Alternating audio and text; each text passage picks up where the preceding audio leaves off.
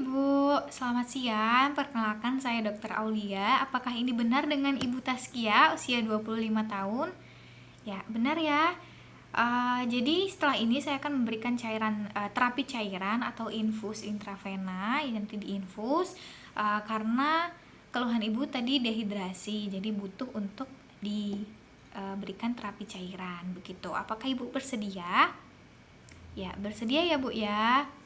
Setelah ini saya akan menentukan dulu pembuluh darah yang mana yang akan ditusuk dan mempersiapkan alat-alatnya. Dan alat pertama saya memilih cairan elektrolit NaCl 0,9%, lalu infusetnya adalah macrodrip set, lalu ada juga kateter intravena, lalu ada disinfektan, kapas alkohol, larutan povidone iodin 10%, kasa steril, plaster, kasa pembalut, tourniquet, gunting, nail bacon, tiang infus, peral kecil, lalu bidai itu untuk anak kecil, lalu sarung tangan steril, masker, dan tempat sampah medis.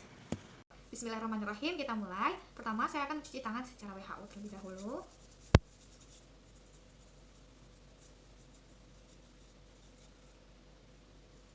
Nah, setelah sudah kita pakai handscoon non steril.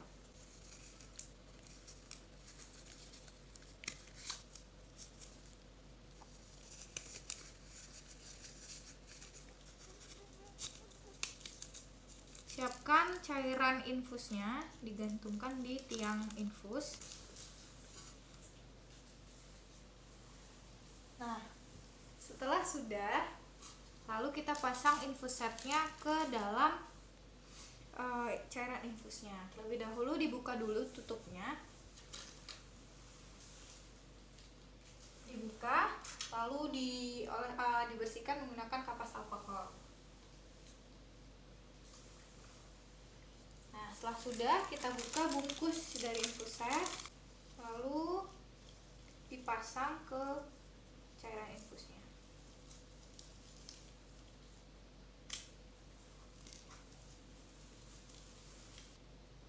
Bismillahirrahmanirrahim.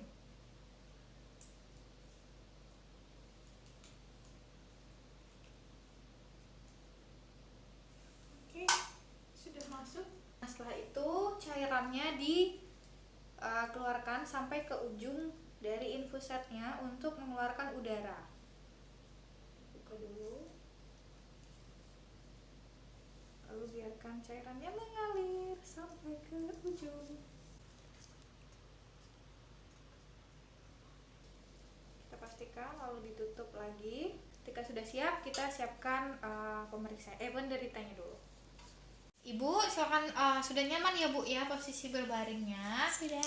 Nah, lalu letakkan alas steril, alas perlak di bawah lengan yang mau dilakukan infus. Setelah itu pasang tourniquet di lengan bagian proksimal.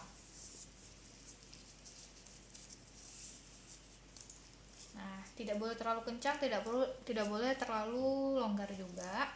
Setelah itu diidentifikasi vena, penonjolan vena biasanya di superficial, dan hindari daerah sendi atau daerah yang bengkak atau ada tanda-tanda infeksi atau ada luka. Nah, karena ini tidak ada, jadi kita lihat dulu. Oke, sudah menemukan vena yang mau ditusuk. Nah, setelah itu kita ganti sarung tangan steril. Itu sarung tangan ini yang sudah dipakai dibuang ke tempat sampah medis. Kita cuci tangan lagi secara WHO.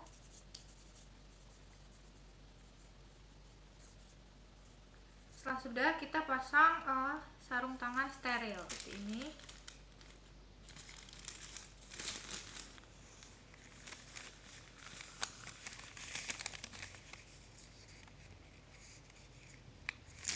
Oke, sarung tangan, megang sarung tangan juga.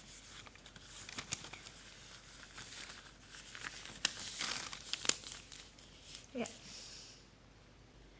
Nah, setelah itu kita lakukan disinfeksi menggunakan povidone iodin 10% terlebih dahulu dari arah dalam ke luar.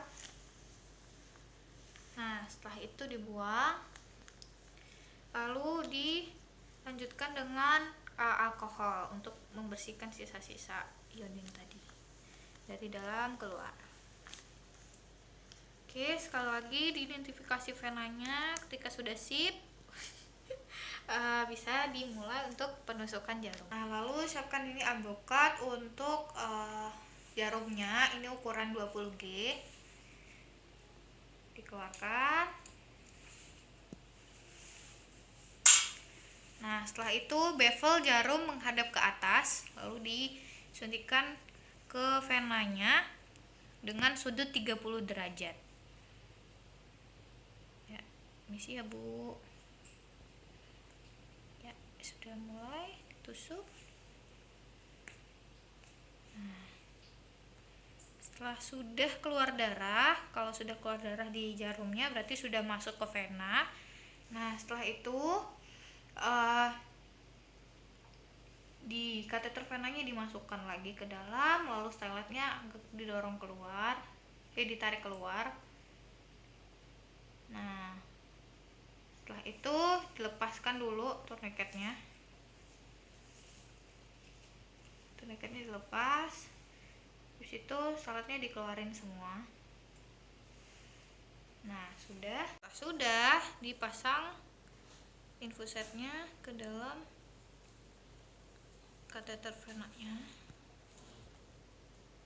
Nah, setelah itu kita longgarkan untuk melihat kelancaran tetesan. Nah, kalau sudah lancar, sip. Lalu fiksasi pangkal jarum di plester, pertama melingkar, lalu yang satunya lagi melintang.